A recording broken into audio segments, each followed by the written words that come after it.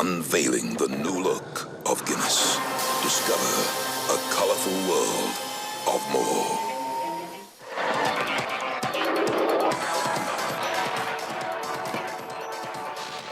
Welcome to Sports News. FIFA President Sepp Blatter endured a tense and frosty reception from UEFA delegates who stood alone from other confederations in not backing his intention to run for a further term as FIFA president next year.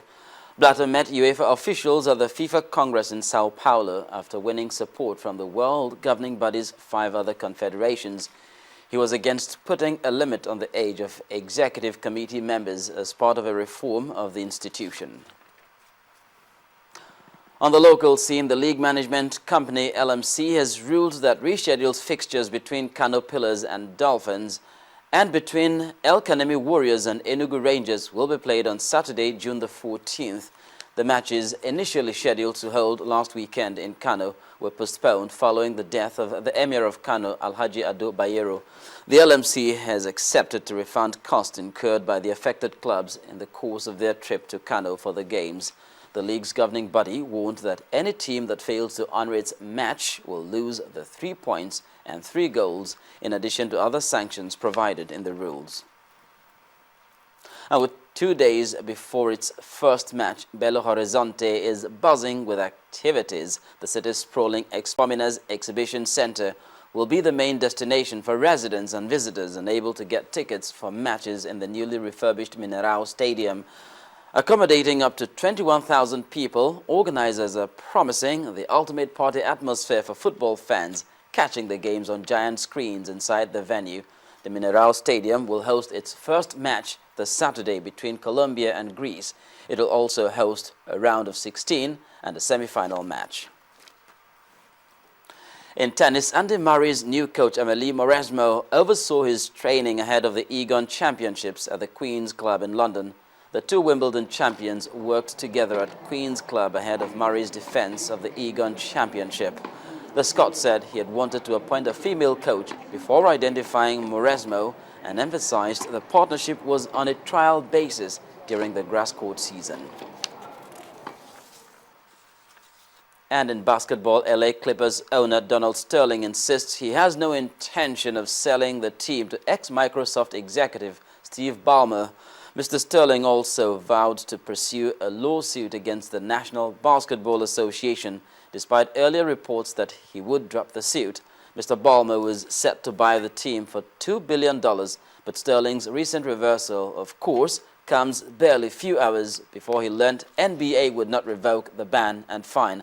After the sale, Sterling was fined $2.5 million and banned for life from the league after racist comments he made became public. That's where we lay it up on Sports News. Ijoma will be back shortly with the rest of the news and details.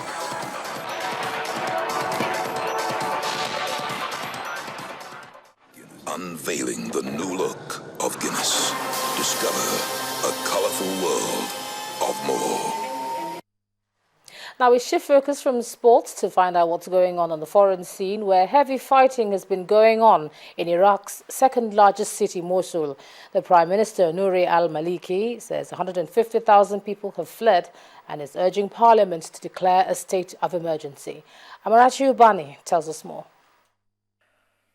Prime Minister Nouri Maliki is not the only one desperately concerned about the situation in Mosul. The U.S. State Department has described it as extremely serious and says the U.S. supports a strong, coordinated response to push back against this aggression. Security forces say the fighting in Mosul is between Iraqi forces and jihadists from the Islamic State in Iraq and the Levant ISIS.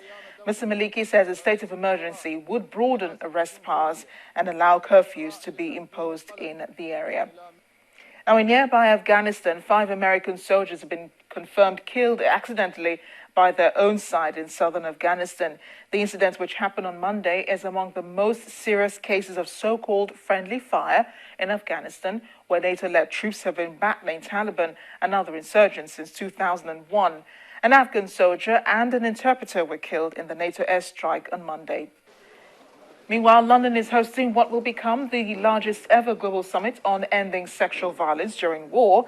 At the start of the summit today, UK Foreign Secretary William Hague and UN Special Envoy Angelina Jolie said they hope to raise awareness that there is no disgrace in being a victim and that the international community can tackle vast global problems in a way that was once considered to be impossible. Today's program also heard accounts from survivors of victims of sexual violence in conflict areas.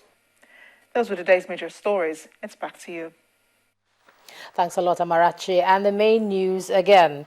It was high drama in the Edo State House of Assembly as 8 lawmakers today attempted to suspend the Speaker and 15 others.